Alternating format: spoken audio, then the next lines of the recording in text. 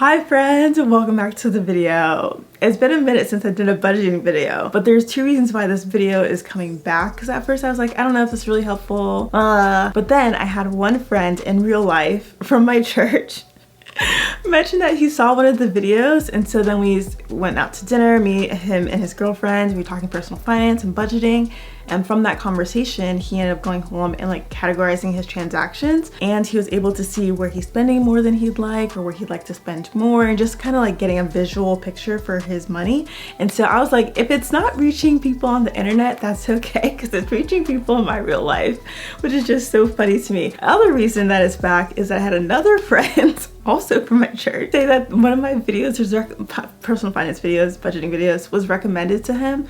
And so we were having conversation of budgeting and like just conversations about him and his wife just like navigate all that, and he was just asking for general tips and whatnot. And so if it's helping people, I'm all for it. And so this video's back. And also I need to start budgeting again. Took a little bit of a break when I was on sabbatical because I was using my like sabbatical fund money for that, but we need to get back to it. So this is my June spending video. Also, quick note, how do we feel about the colors? I don't even think they're complementary colors, but these, I've had LED lights in here since I think I put the lights in, and I was like, oh, let's make a color. Usually they're white. At least when I use them for bed and whatnot, they're white, but I was like, let's change the colors. I like it. I don't know if pink and purple really go together, but also, who am I having pink lights? I don't know.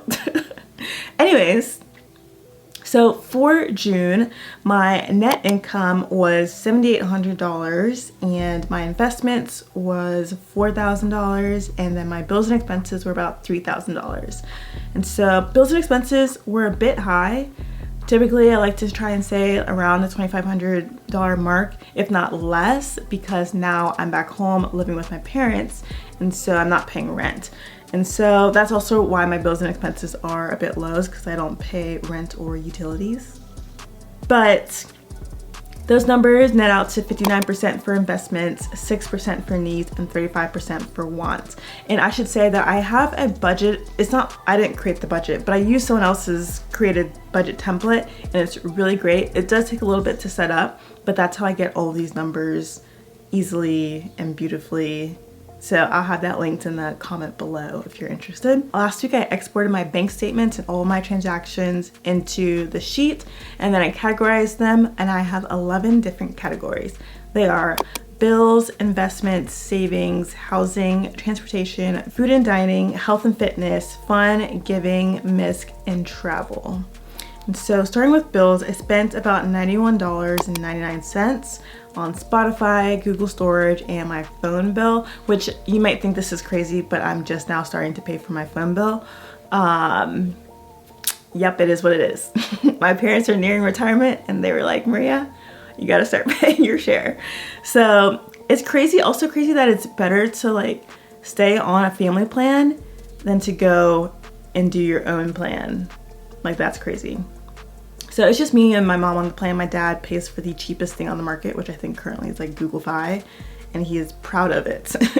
But me and my mom refuse to go to Google Fi. And then for investments, and this number is a bit high just in general, I think, because I don't pay rent. If I was paying rent, it would be maybe even half of this. But I put $2,000 into my Roth 401k through my employer. I'm really thankful that my employer has Roth contributions for our 401ks. And then I put about $1,600 into a brokerage, and then about $20 into Robinhood. So even though I technically hit Coast Fire, the next level for me is to retire in a decade. Savings, none. And so this is typically partially because I think my income is high enough and I'm not like so much of a crazy spender that if I do have a larger expense, I don't really need to save for it. So for example, car insurance, I just take it out the month that it's due, which I know is a luxury and definitely a privilege. That being said, my budget said that I have about $800 left to spend, save, invest, give.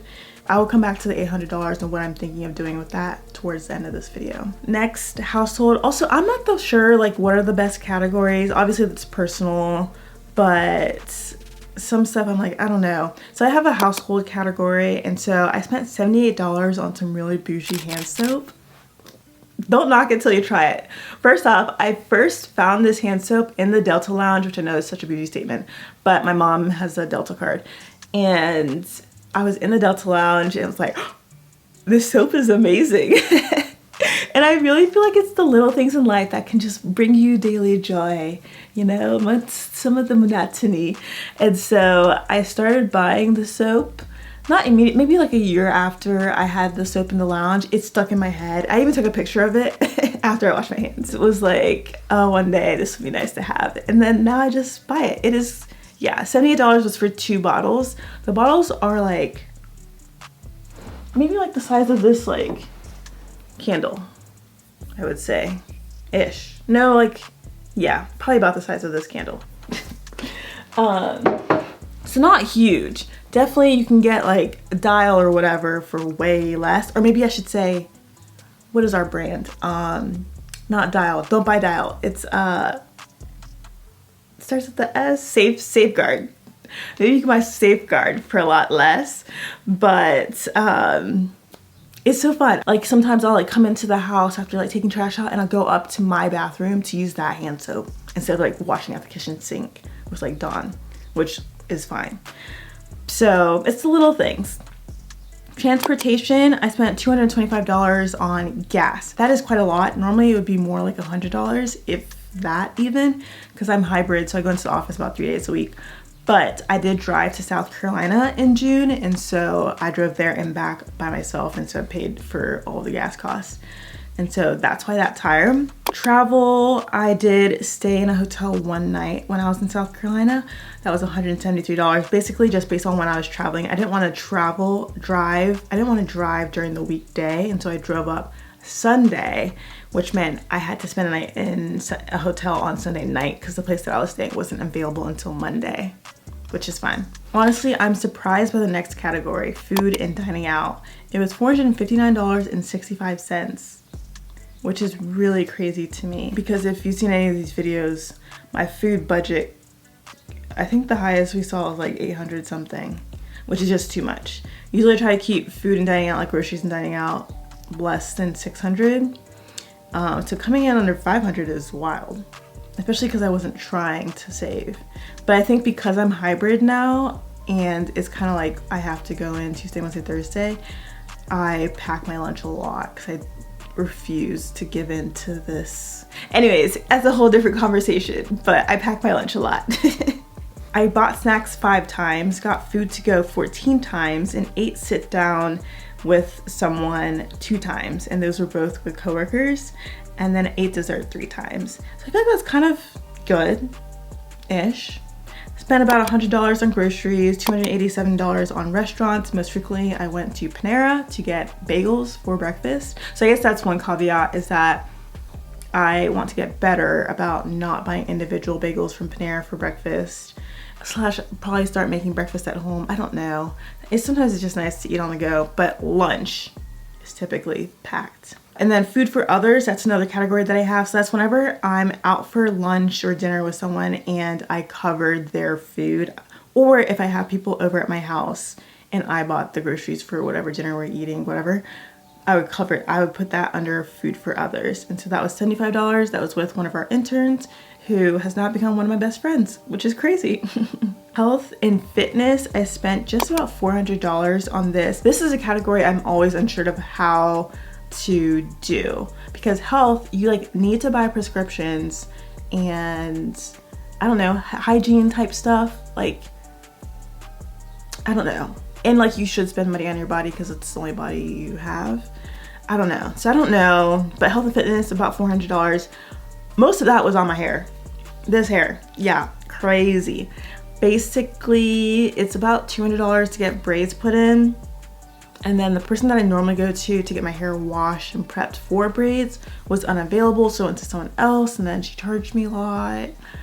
And I don't think she charged me correctly, but I was like, whatever, I'm just probably not going back because I didn't really think she did a good job anyways. So that's that. I also paid to get my eyebrows threaded. I don't know if you can tell, you probably can't tell, But I used to do this pre-pandemic. I stopped in 2020 basically, and haven't done it since. And the eyebrow threader was like, oh, I could tell. But yeah, I just was like, I should learn how to do it myself. It's about $12.99, I think, and then I leave a $2 tip or something, $11.99, something like that. And I'm like, I could learn to do it myself, but I'm also like, it's kind of like a fun luxury, you know? So I go back and forth about whether or not I should learn to do it myself. Like if I move to a different country, will I be able to explain to them what I want?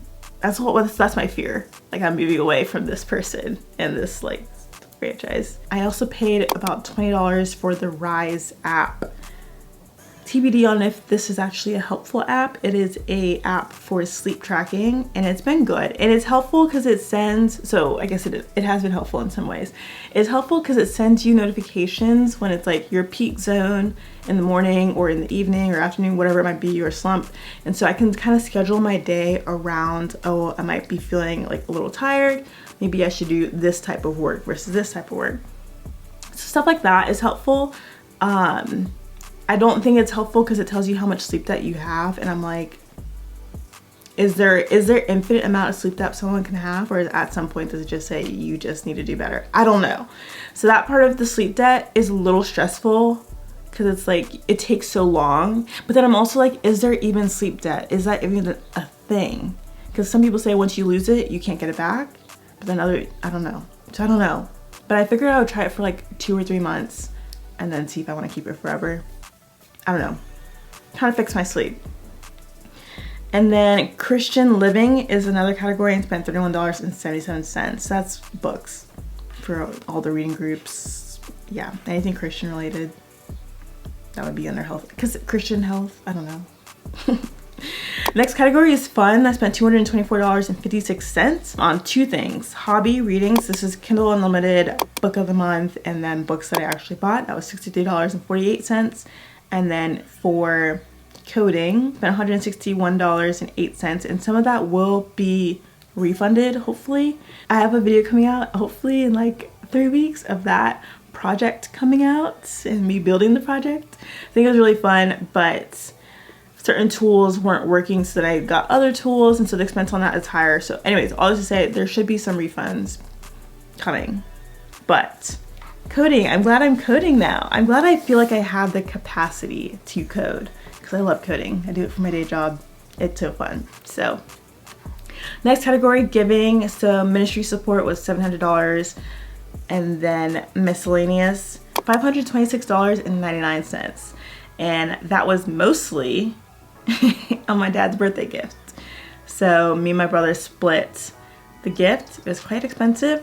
Basically, my dad loves soccer, and right now in the summertime, all the European teams come to the US and play games. So we got tickets to one of those games. And actually, it's funny because he emailed us like right around when we were getting the tickets, asking if we wanted to go to the game, and we were like, haha, he already got you tickets. And then the other 99 cents is, I think my mom's Apple account might be charging my debit card, because I looked for it on my Apple account and couldn't find the subscription, any subscription that was 99 cents. And so I only have one, the Rise one. So I need to check and see if her account is charging my card, which $1 is not crazy, but I need to figure out where that's coming from. And then the $800 surplus. So basically, after everything was said and done, expenses, what would I spend on or save or invest my $800 surplus with, or leftover money? Basically tithe, and I would love to get new sheets. So my room is very white, and I would love to add a little bit more color now. Don't know what's getting into me, but I think green sheets, I don't know. But I would love some athletic shorts, probably black, and like a couple pairs of athletic shorts, because I only have leggings now. I threw out some, or I donated some of my old shorts that I didn't want anymore, and so I probably will get black shorts. And then also I'm thinking of running 3 half marathons in the fall, and so I need to sign up for those. And also one of them is in a different state, so I need to get the flight for that.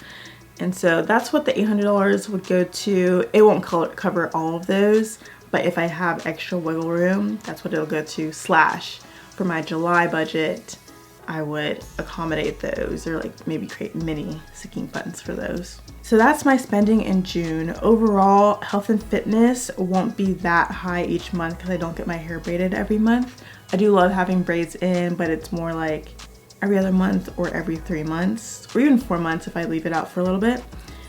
And then, so that $400 would be more like $50 to $75 a month cost if I averaged it across the year. And then miscellaneous, the $500 for the gift normally also wouldn't be that high. I don't typically spend more than like $100 on a gift. And so, but it is my father and I would not be here without him. That was quite a pricey gift. My next steps are to do my July allocations, which I have not done, but I will do before this video is uploaded. And you can ask me in the comments if I have it. Let me know if you have any advice or if there's anything that you think that I can improve. Any and all feedback is on the table. Hopefully you've done your budget. If you haven't, you can kind of just like check out what's going on with your spending a little bit. Would encourage you to do that. But otherwise, I'll see you in the next video. Bye.